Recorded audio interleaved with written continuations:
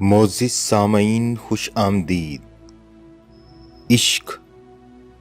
बनी इसराइल का एक कसाब अपनी पड़ोसी की कनीज़ पर आशिक हो गया।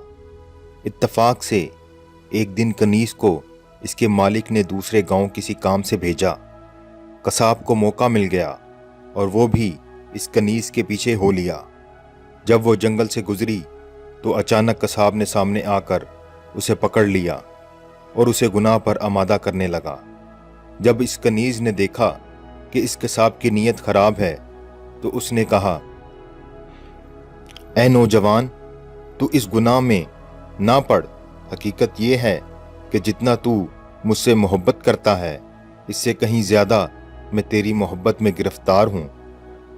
लेकिन मुझे अपने मालिक हकीकी अज़्वजल का खौफ इस गुनाह के इर्तिकाब से रोक रहा है।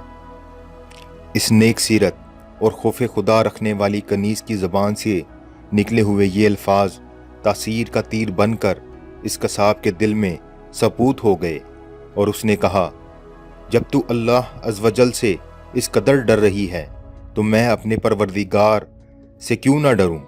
मैं भी तो इस मालिक अज़्वजल का बंदा हूं। जा, तू बेखौफ होकर चली जा। इतना कहने के बाद इस कसाब ने अपने गुनाहों से सच्ची तौबा की और वापस पलट गया।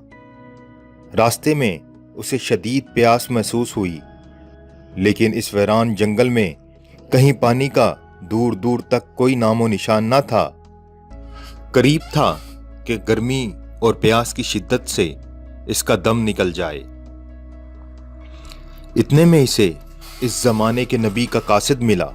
जब उसने कसाब की ये हालत देखी तो पूछा, तुझे क्या परेशानी है? कसाब ने कहा, मुझे सख्त प्यास लग रही है। ये सुनकर कासिद ने कहा, आओ हम दोनों मिलकर दुआ करते हैं कि अल्लाह अज़्वजल हम पर अपनी रहमत के बादल भेजे और हमें सैराब करे, यहाँ तक कि हम अपनी बस्ती में दाखिल हो जाएं। कसाब ने जब ये सुना तो कहने लगा, मेरे पास तो कोई ऐसा नेक अमल नहीं जिसका वसीला देकर दुआ करूं। आप नेक हैं, आप ही दुआ फरमाएं। इस कासिद ने कहा, ठीक है, मैं दुआ करता हूं। फिर कासिद ने दुआ करना शुरू की और वो कसाब आमीन कहता रहा। थोड़ी ही देर में बादल के एक टुकड़े ने इन दोनों को ढांप लिया और वो बादल का टुकड़ा इन पर साया फगन होकर इनके साथ साथ चलता रहा।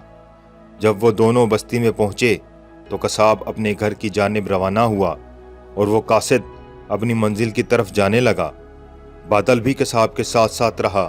जब इस कासिद ने यह माजरा देखा तो कसाब को बुलाया और कहने लगा, तुमने तो कहा था कि मेरे पास कोई नेकी नहीं और तुमने दुआ करने से इनकार कर दिया था। फिर मैंने दुआ की और तुम आमीन कहते रहे, लेकिन अब हाल ये है कि बादल तुम्हारे साथ हो लिया है और तुम्हारे सर पर साया फगन है। सच सच बताओ, तुमने ऐसी कौन सी अजीम नेकी की है जिसकी वजह से तुम पर यह खास करम हुआ। ये सुनकर कसाब ने अपना सारा वाक़िया सुनाया। इस पर इस कासिद ने कहा, अल्लाह अज़्वजल की बारगाह में गुनाहों से तौबा करने वालों का जो मुकाम व मर्तबा है वो दूसरे लोगों का नहीं। बेशक गुनाह सरजद होना इंसान होने की दलील है, मगर इन पर तौबा कर लेना मोमिन होने की निशानी। सुभान अल्लाह। मज़ीद अच्छी वीडियो के लिए हमारा चैनल सब्सक्राइब करें, बेल आइकन ज़रूर दबाएं ताकि आपको हमारी नई वीडियो का नोटिफिकेशन मिलता रहे।